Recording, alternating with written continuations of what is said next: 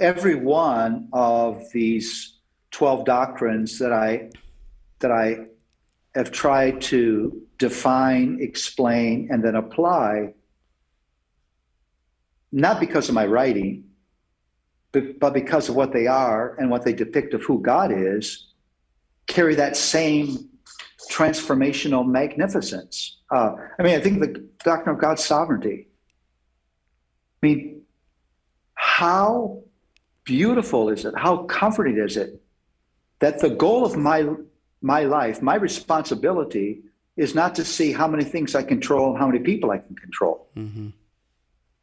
That when things are out of my control, they're not out of control. You've been through these things too. I've had 10 surgeries in the last 7 years. It's hard. Yeah. Uh, And you recently had another accident that yeah, required a surgery? I was at an art fair and backed up to look at a beautiful painting and fell off a ledge that I didn't know was there and broke the neck of my femur and Now you're had to part have metal. a hip replacement and go through all the pain and therapy of that. None of those things would I have chosen.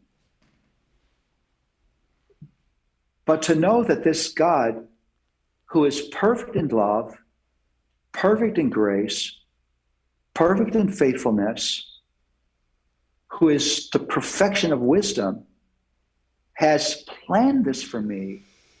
Shelby, it transforms the way you suffer. Yeah. Because the nature of suffering is, we've talked about this personally, is you don't just suffer the thing you suffer, but you suffer the way you suffer the thing you suffer. Yeah. You always bring thinking. And I think you take out the sovereignty of God and suffering becomes 10 times harder. Oh, yeah. Uh, Way worse. and so again, you begin to track what it means to actually believe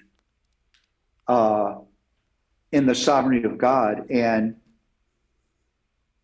all the glorious comforts of that truth, that I live in a universe, as much as how this works out is a mystery to me, I live in a universe that's under control. Where could you find greater rest than this? Because you look around and it just seems like it's out of control and it seems like it's chaos. And the Psalm 73 says sometimes it looks like the bad guys are winning and you think, what's going on?